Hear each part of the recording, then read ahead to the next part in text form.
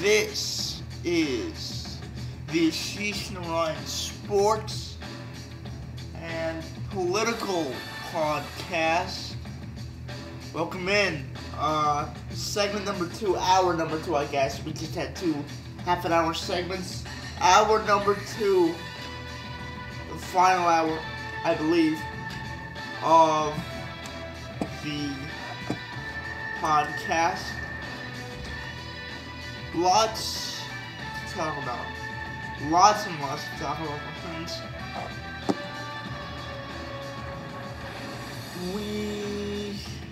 We are at the moment in history. We're at a moment in history, okay, where it's not about it's not about rhetoric anymore. Okay? It's not about that stuff. Now it's the real deal. Now is the job gonna get done? And look, I don't believe this should define whether or not the president gets elected entirely. Look, if there is no deal on the table, the only way you can actually solve this problem is to actually, right, and I am referring to the issue with North Korea. Background on this: President of the United States goes to Singapore, is the first sitting U.S. president to have a meeting with the North Koreans since its founding in 1953.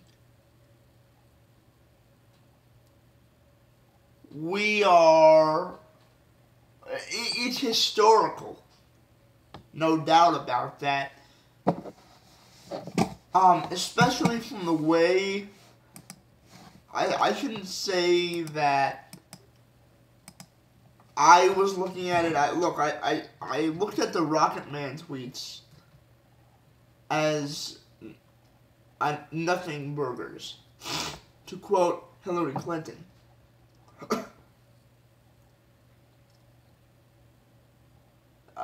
This is absolutely nothing.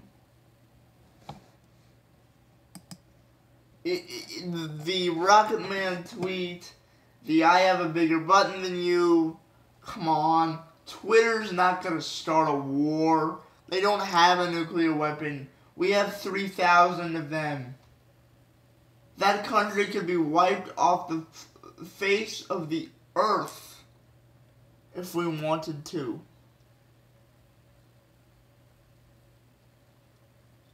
Alright, let's be straight about this. Okay, I'm not advocating for a place to be wiped off the face of the earth. I'm not advocating for that. I'm not advocating for millions of people to die or live horrible lives due to nuclear radiation. Anyone who thinks I'm advocating for this is ridiculous. But here are the facts. North Korea should have never been an issue. We have let it been an issue. This is the U.S. government's fault. Okay? Let's put that out there. The U.S. government is at fault here.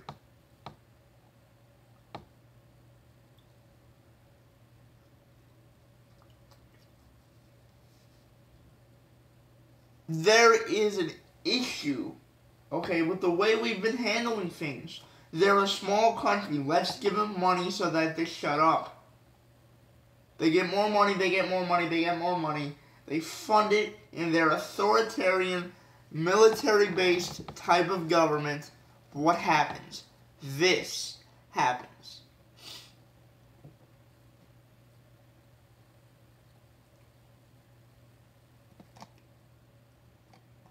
We've got, I mean, but let's understand here what this is really about. This is about getting the job done. You don't have to talk about stuff. And look, the promotion of this is a double-edged sword. You know, if you promote the results of this, if you promote the results of this meeting,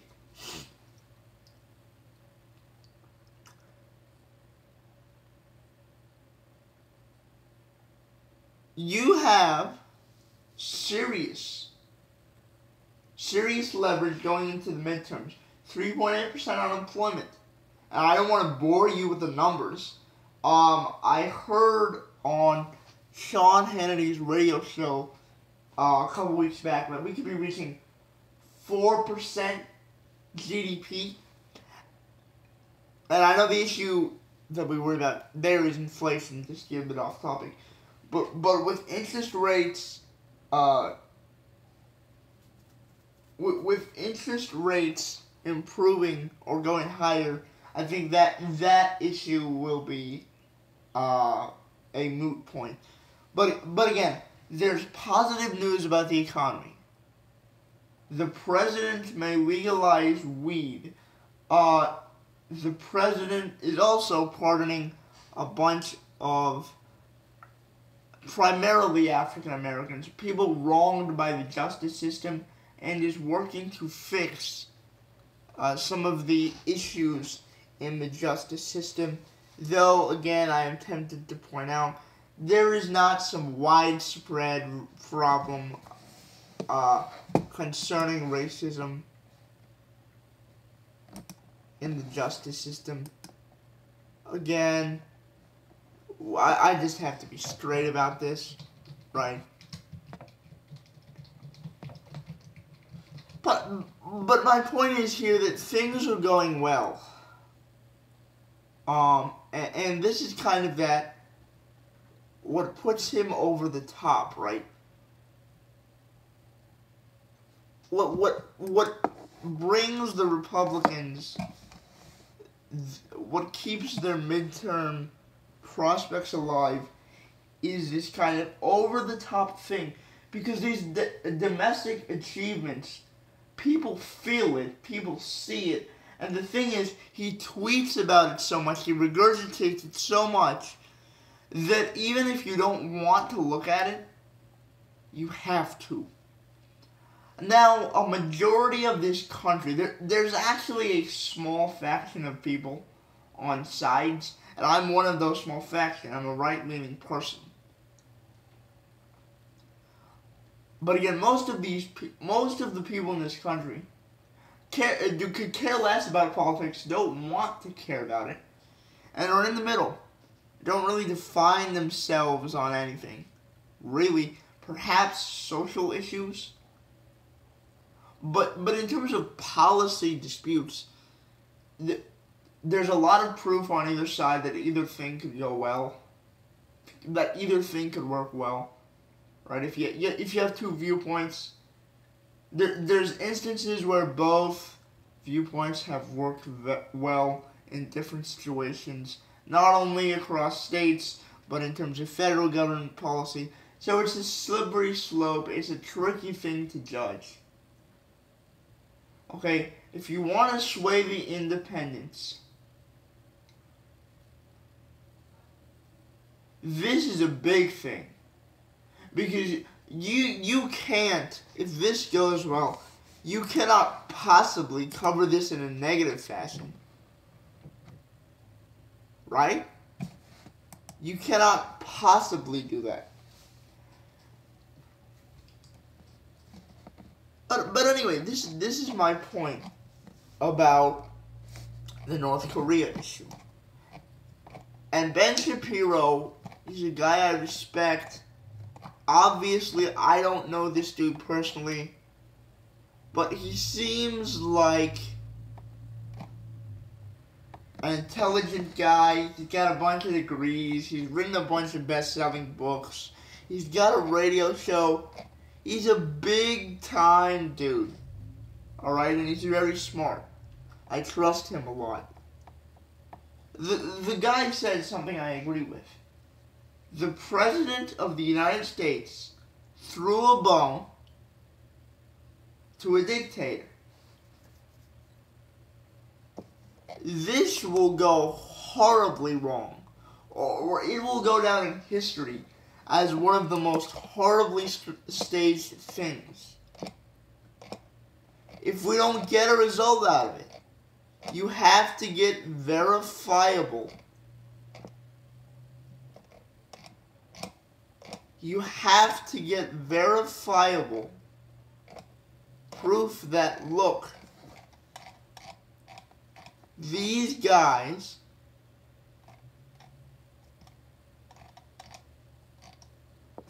are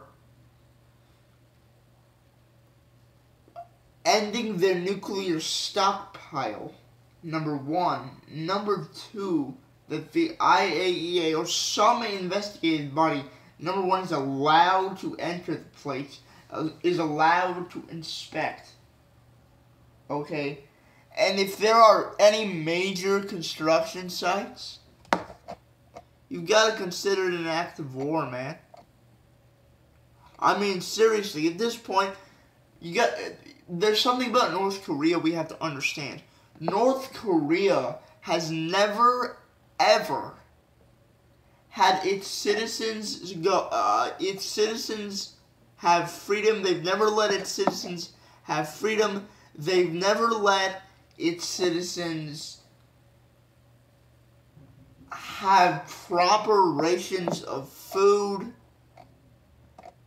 This is literally the Soviet Union minus the Soviets came to power because of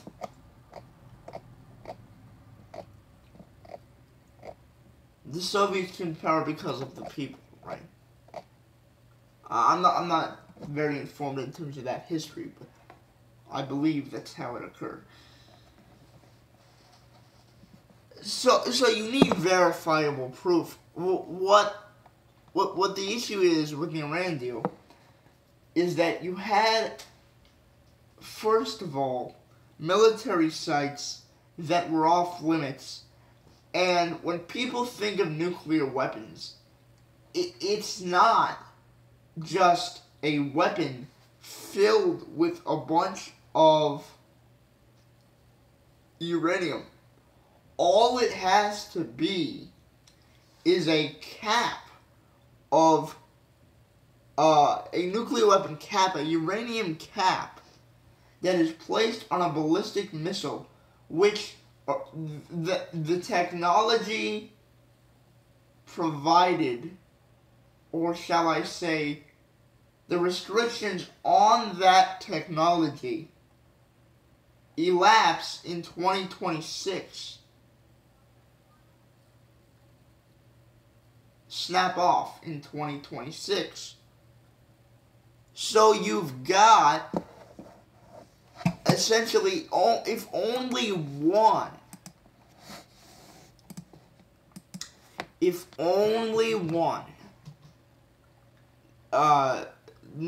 nuclear cap is made, you've got a threat for the entire world. And secondly, the intelligence, the IAEA, the governing body, the UN's governing body, International Atomic Energy Agency, essentially the governing body of nuclear plant investigations for the United Nations, they investigate based off of intelligence reports. Not a yearly thing, not a bi-yearly thing, based off of intelligence reports. Now here's the issue with that. Here's my issue with this. If the Iranians can hide their intelligence well enough, because don't believe that with a starving population, Iran can't fund or isn't funding its intelligence capabilities, less so to spy on other countries, notably Israel, but to enhance its own defense, quote unquote, from counterintelligence by Israel or America. So what do you have? With North Korea? The reason I bring this up is to highlight what needs to be done in the negotiations with North Korea. Number one, obviously, the verifiable part has to maintain two things. Number one, they're allowed in the country, and if the IAEA sues, North Korean sanctions ratchet up immediately.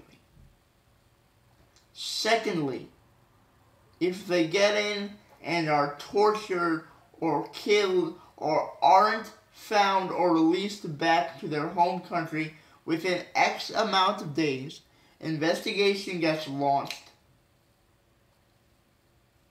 Sanctions are placed from the time the investigation starts to the time the investigation ends. Those are just some mini things that I would put in. Okay, they get, the IAEA people get paid a max amount of dollars for a max amount of hours. Let's say you can work up to, let's say, 15 hours. And the max money you're going to get is this. You can work more. By max, I mean the max amount of the hours under which you can get paid. You want to go further. Okay. We're not going to pay you, or we're going to give you a reduced amount because of the corruption issue. Any person that is enveloped with side deals with the North Korean regime gets prosecuted, sanctions get ratcheted up again, and what else happens? This IAEA agent cannot be government employed, cannot be employed by a world entity, a global entity, ever again in his career. I would also establish that. That prevents side deals on both sides. When it comes to the actual investigations, they can investigate anywhere, at any time, on any notice. In addition to the monthly, and I repeat, monthly checks by different agents. The agents cannot be the same group of people. They've got to be different groups of people. And then, if they have to compile reports within that time frame that they investigate, the North Korean issue.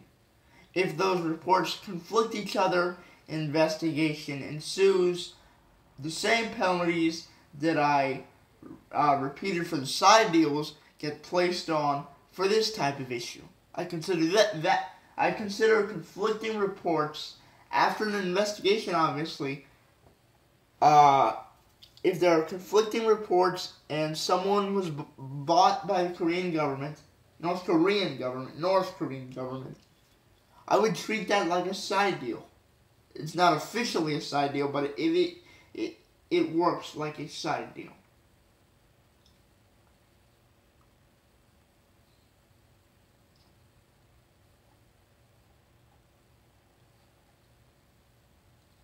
Now, in order to make this irreversible,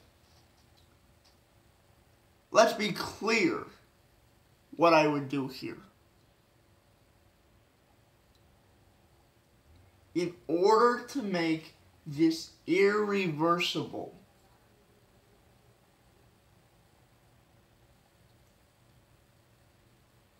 the United Nations has to fund two things to me. It cannot be the United States, it's got to be the United Nations. The United Nations, and this won't cost much, it has got to fund two things. Number one, a military task force set up to personally dismantle all nuclear weapons, all ballistic missiles. Nothing should be there. 3, this military personnel should be part of a stay-behind force, as well as a group of scientists introduced to teach and use the energy released as a result of the breaking down of the nuclear weapon or the ballistic missile towards some proper cause.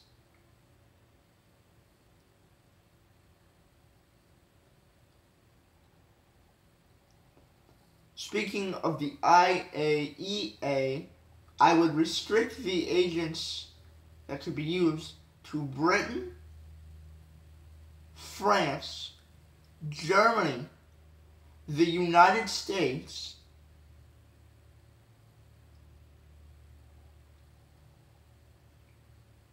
possibly Canada.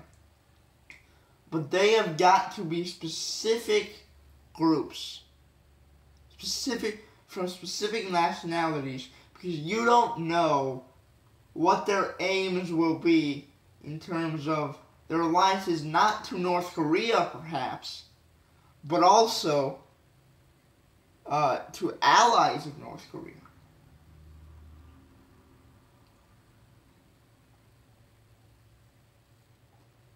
The demilitarization of the Korean Peninsula.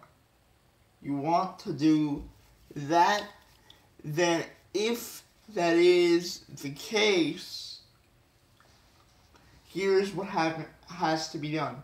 War games don't have to be played. The military will still be there. They just won't engage in anything. Nothing will happen. You've still got to have a task force there as well, because what if North Korea goes rogue? I agree with the president. The war games are hostile. But you need a presence when it comes to one of your staunchest allies in a region like Asia, where there are bigger, more dominant powers like North Korea and China, rather than the smaller, more democratic nations. Now, North Korea is also small. But here's the deal. Their leader is crazy, has no regard for international law, has no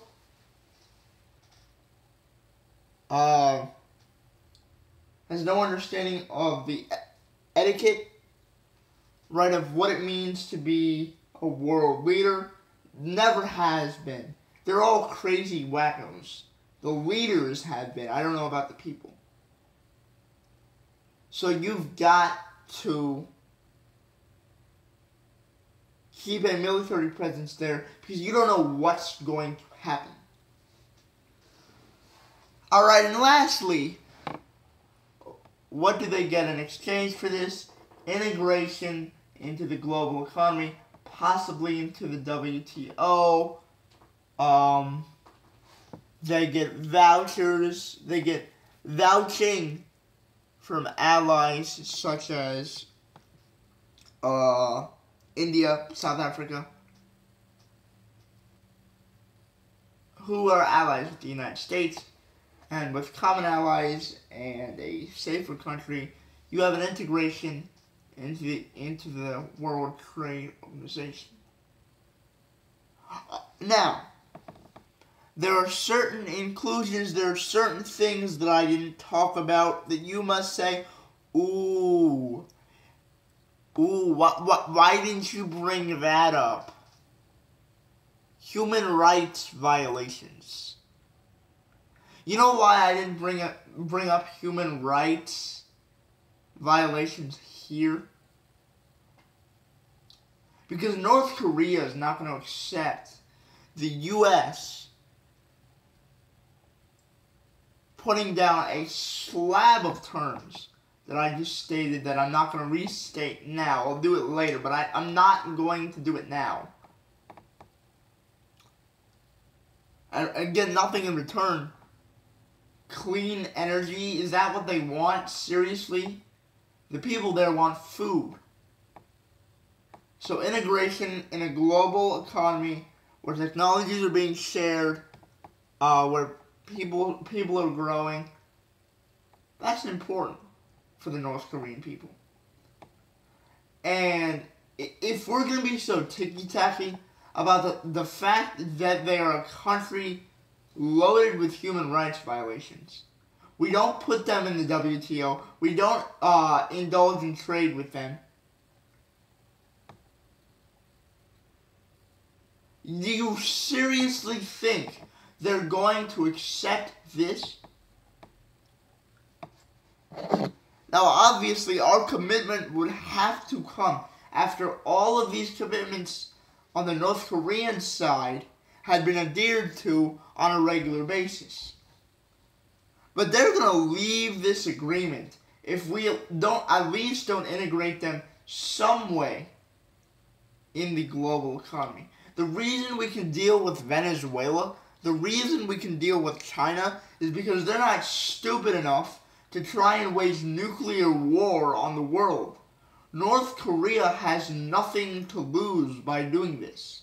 They're already completely disrespected. Small buffoon running the place.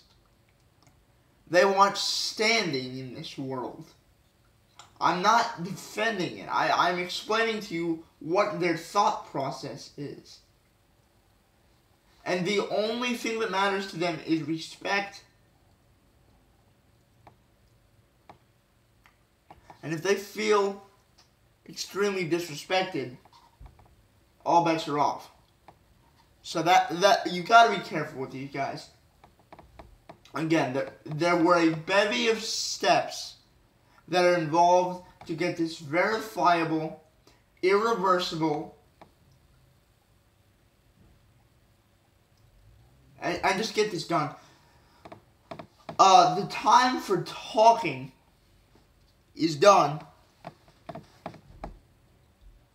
The time for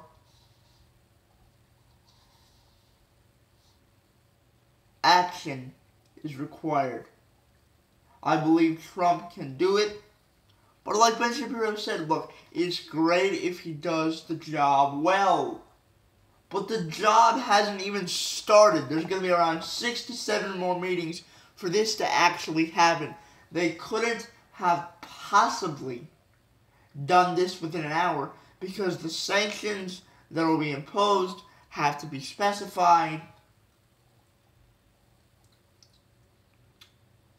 The IAEA agents have to be specified. There are so many specifications within the specifics that I just stated.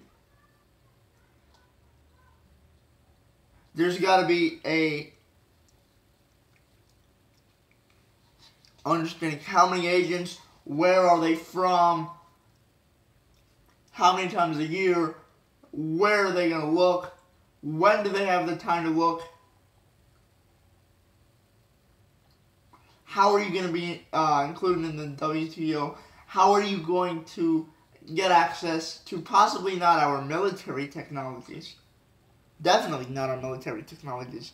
But I mean possibly just general military technologies. But possibly, how do we get you up to speed on global technologies used for economic purposes?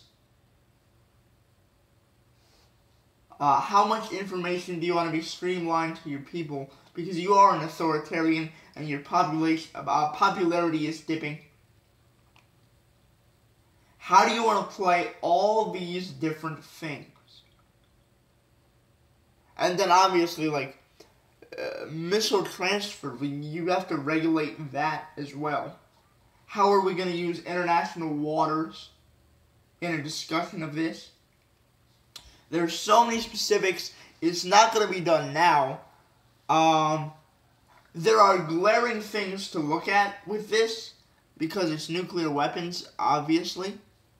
So, I shouldn't say the discussions are going to be easier, but the talking points, the important points, the main points in the discussions, that's abundantly clear. So, it's going to be much easier to say, all right, here we go. I want this, you want that, let's make a deal. But the deal has got to be in our favor. He's got to be willing to walk away, like he said. He's got enough domestic wins for this to not impede his progress in the midterms. And even if it doesn't go well at first, no one is saying that it won't go well eventually. There should be around 3, 4, 5, 6, maybe even 7 more meetings for this to actually get down in written form. There are going to be tens of people editing this, getting it down to a final draft, and then it gets signed, and possibly, maybe they do the constitutional thing and pass it through Congress. Pass it through the UN, make it a UN resolution. There's a lot of work to be done here, friends. And it's not just the United States. The United States needs the help of the UN in this regard.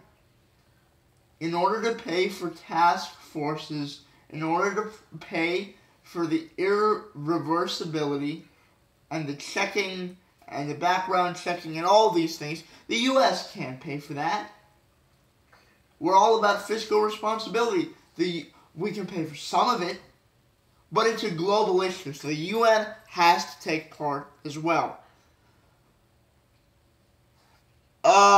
This is the Ashish Narayan Sports and Political Podcast. Funny sound effect, my friends. But again, we had a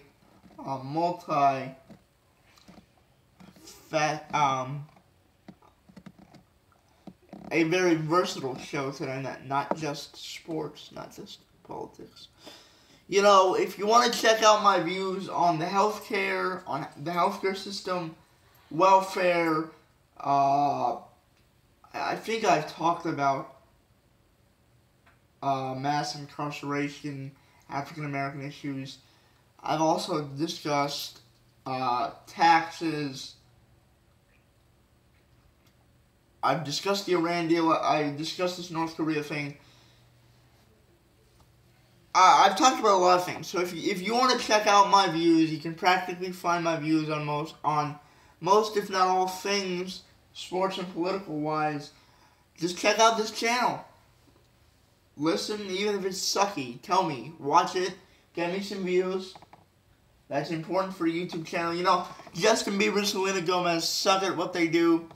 They're millionaires. I love what I do. I don't have to make money for it, but you know, even if you don't like it, just give it a watch. Check it out. If you do, most definitely comment. But again, I can't believe I have to state this again. No one's commented on my stuff yet, but Don't put something stupid on the comments. Don't say something stupid on the comments. If you say something stupid, like the Parkland shooter, you're going to jail. And I will be responsible for putting you in jail because you are a scum of the earth human being. If you even have thoughts of that. Don't think stupid things. Don't type, write, say stupid things that could harm other people. Most importantly, don't actually follow through on the stupid thing. But anyway, this is the Ashish and Ryan Sports and Political Podcast coming to you live from the Hilliard of the Ohio. Tomorrow, got some stuff on Kyrie Irving I want to touch on. The Russia investigation. Where are we? More later than a year in? And Joshua Wilder. Looks like it's all but signed, ready to go. Who I got, why it's so exciting, man, is that fight going to be fun. That's going to be a fun fight to watch. Heavyweight title fight. American champion. Possibly American champion. Rematch clause, UK and in Vegas. HBO. Ooh, mama, that is going to be a good fight. Early fall. Yeah, let's get it, man. This is going to be fun. All that coming up tomorrow on the Ashish and Ryan Sports and Political Podcast.